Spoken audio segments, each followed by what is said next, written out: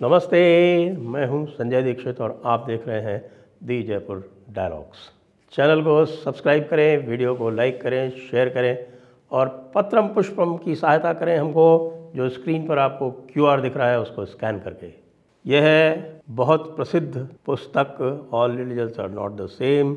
अवश्य लें और रिव्यू भी लिखें अमेज़ॉन पर। हमारा अपना मर्चेंडाइज स्टोर आप लोग अवश्य विजिट करें। यहाँ पर आपको बहुत सारी नए ऑप्शंस मिल रहे हैं। ये देखिए, ये है 4 कलर्स में मंदिर वहीं बनाया है और इधर है 4 कलर्स में अयोध्या, काशी, मथुरा और साथ में और भी हैं आपके पास टी शर्ट ऑप्शंस। इधर है आपका शिव तांडव और इधर है ओम। हर रोज़ एक नया ज़ख़म और एक बड़ा ज़ख़म और मिलने वाला है।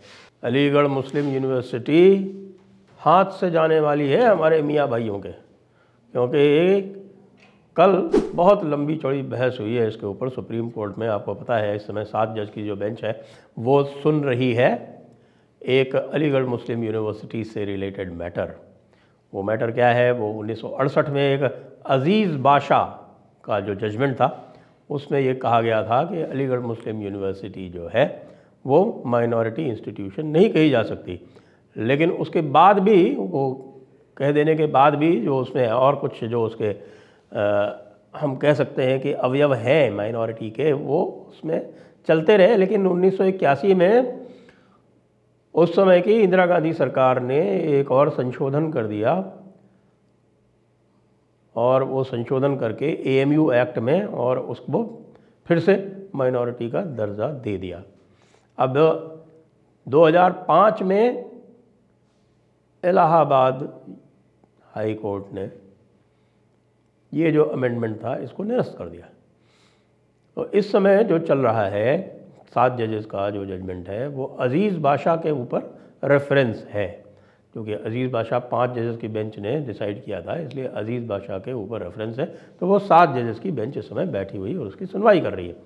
तो कल जो है वो सीधे सीधे ये बात आई कि सुप्रीम कोर्ट ने, चीफ जस्टिस ऑफ इंडिया ने ये कहा सॉलिसिटर जनरल तुषार मेहता को कि भाई पार्लियामेंट ने जो अमेंडमेंट किया था उससे आप हाथ कैसे खींच सकते हैं, क्योंकि सरकार ने एफिडेविट दिया है कि भाई वो उस अमेंडमेंट को नहीं मानते, क्योंकि वो अमेंडमेंट अब निरस्त हो गया है। इसलिए सरकार ने उसके विरुद्ध जो अपील की थी वो अपील हमने वापस ले ली। देखिए, जब 2005 में जब वो अमेंडमेंट निरस्त किया गया, उस निरस्तीकरण के विरुद्ध जो उस समय की यूपीए सरकार थी वो अपील में गई थी। उस अपील को विड्रॉ करने के लिए जो वर्तमान सरकार है, मोदी सरकार, उसने लिख दिया। तो हम उसको मानते नहीं है, इसलिए हमने उसको विड्रॉ करने के लिए कह दिया है। इस पर बड़ी लंबी चौड़ी बहस हुई है। सही बात ये है कि ये पूछा चीफ जस्टिस ऑफ इंडिया ने कि भाई लेजिस्लेशन यदि इनैक्ट हुआ है तो उस लेजिस्लेशन को चाहे एक सरकार ने किया हो, चाहे वाई सरकार ने किया हो, पार्लियामेंट ने किया है, संसद ने किया है, तो संसद के किए हुए संशोधन को आप मानने से इनकार कैसे कर सकते हैं? तो बड़ा इंटरेस्टिंग लाइन ऑफ आर्ग्यूमेंट आया और वो लाइन ऑफ आर्ग्यूमेंट ये आया, क्या गया कि भाई यदि मान लीजिए कि कोई संशोधन किए गए थे 42वें संविधान संशोधन के अतिरिक्त संविधान में और उनको हमने जो है वो निरस्त करा दिया, तो क्या जो पुराने जो संशोधन हैं उनको हम मानते रहेंगे? बिल्कुल नहीं मानेंगे, क्योंकि न केवल जो संशोधित नहीं भी हुए, जिनको स्ट्राइक डाउन कर दिया कोर्ट ने, तो ये कोई आवश्यक थोड़ी है कि हम उसको डिफेंड करें। भाई मेरे विरुद्ध कोई निर्णय हो गया, मान लीजिए सरकार कह रही है कि हमारे विरुद्ध कोई निर्णय हो गया, हमने अभी एनजेएसी बनाया था, उन्होंने उदाहरण दिया कि हमने एनजेएसी बनाया था, एनजेएसी को सुप्रीम कोर्ट ने निरस्त कर दिया। अब उसके विरुद्ध हमें जाना है या नहीं जाना है, ये तो हमारा निर्णय है ना। मान लीजिए हमने उस निर्णय को मान लिया, तो फिर ये थोड़ी हमसे ज़बरदस्ती कहा जा सकता है कि नहीं क्योंकि पार्लियामेंट ने इसको इनैक्ट किया था इसलिए आपका इसके विरुद्ध जाना आवश्यक है। ऐसे तो होता नहीं। तो इससे ये निश्चित हो गया। दूसरी बात और भी है कि जो एफिडेविट दिया गया है उसमें एफिडेविट में ये भी कहा गया है कि भैया ये नेशनल इंस्टीट्यूशन कही गई है। सरकार ने संविधान में कहा है national institutions like AMU, DU, BHU, ये कॉन्करेंट लिस्ट की एंट्रीज में आई हुई है। सॉरी, जो लिस्ट 1 है, लिस्ट 1 मतलब जो यूनियन लिस्ट है उसमें आई हुई है। इंस्टीट्यूशंस ऑफ नेशनल इम्पोर्टेंस जो है वो पार्लियामेंट के परव्यू में आते हैं एक्सक्लूसिवली। तो ये नेशनल इम्पोर्टेंस का जो इंस्टीट्यूट है वो माइनॉरिटी कैसे हो सकता है? अभी इस पर आर्ग्यूमेंट होने हैं, मंगलवार को फिर से आरंभ हो गए ये आर्ग्यूमेंट। दूसरी बात जो बहुत स्पष्ट आ गई और जिस पे जो है आप जानते हैं हमारे माननीय चीफ जस्टिस ऑफ इंडिया जो हैं वो बड़े संवेदनशील हैं। क्यों? क्योंकि वे जो हैं वो हमारे ग्रैमशी वाला जो कल्चरल मार्क्सिज्म है उसमें, उसके सिद्धांतों में विश्वास रखते हैं और इंटरसेक्शनैलिटी के सिद्धांतों के अनुसार कोई भी माइनॉरिटी जो है वो चाहे कितनी ही पावरफुल हो, चाहे कितनी भी डोमिनेटिंग हो, लेकिन उस सिद्धांत के अनुसार वो ऑप्रेस्ड मानी जाएगी। तो वो कहने लगे कि भाई हाँ ठीक है, ये बात आपकी हम मान सकते हैं कि 1919 में जब 1920 में जब गठन हुआ अलीगढ़ मुस्लिम यूनिवर्सिटी का, तो उसका जो माइनॉरिटी कैरेक्टर था वो सरेंडर कर दिया गया। आपको ये जानकर ये आश्चर्य होगा कि अलीगढ़ मुस्लिम यूनिवर्सिटी का जो AMU का जो एक्ट है उस एक्ट में ये कहीं भी नहीं लिखा है कि जो उसका वाइस चांसलर है वो मुस्लिम ही होगा। लेकिन ये प्रैक्टिस चलती आ रही है लगातार कि उनका एक कोर्ट होता है, उस कोर्ट में बहुत सारे नॉमिनी होते हैं और ये भी बात आई कि भाई कोर्ट में जो है वो माइनॉरिटी के जो नॉमिनीज़ हैं वो तो स्वयं अल्पसंख्यक है वहाँ पर, यानी कि वो बहुत कम संख्या में है। फिगर दिया गया था संभवतः 137 या इस तरह के कोई उनकी 140 के आसपास की उनकी जो संख्या है कोर्ट की, उसमें कोई 15-20 ही इस प्रकार के लोग हैं, यानी कि मुसलमान हैं। और 2005 में जो इलाहाबाद हाई कोर्ट ने जो इनका माइनॉरिटी वाला निरस्त किया था वो इसलिए किया था क्योंकि इन्होंने मुसलमानों के लिए 50% आरक्षण कर दिया था। आज तक वहाँ पर SC/ST को ये आरक्षण नहीं देते हैं, वहाँ पर वो OBC को आरक्षण नहीं देते हैं, वहाँ पर वो EWS का आरक्षण नहीं लगाते, किसी भी प्रकार का आरक्षण नहीं देते, बल्कि 50% जो है उन्होंने मुस्लिमों के लिए आरक्षित करने का प्रावधान किया था, जिसको इलाहाबाद हाई कोर्ट ने वो 81 का जो अमेंडमेंट था उसको निरस्त करके समाप्त कर दिया था। तो अलीगढ़ मुस्लिम यूनिवर्सिटी क्यों रहनी चाहिए माइनॉरिटी यूनिवर्सिटी, ये क्यों चाहते हैं? क्योंकि अलीगढ़ मुस्लिम यूनिवर्सिटी का बहुत ही दागदार इतिहास है।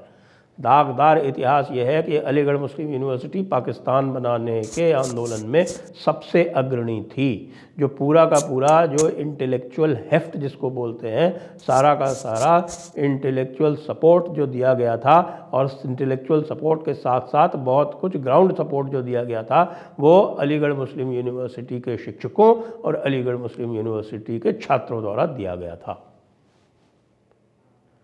यहाँ तक कि आपको ये बता दूँ कि कुछ लोग ऐसे थे जो वहाँ के बहुत प्रसिद्ध स्टूडेंट थे, सज्जाद ज़हीर जैसे, वे पंजाब में मुस्लिम लीग की पूरी चुनाव रणनीति बनाने में सबसे प्रमुख थे।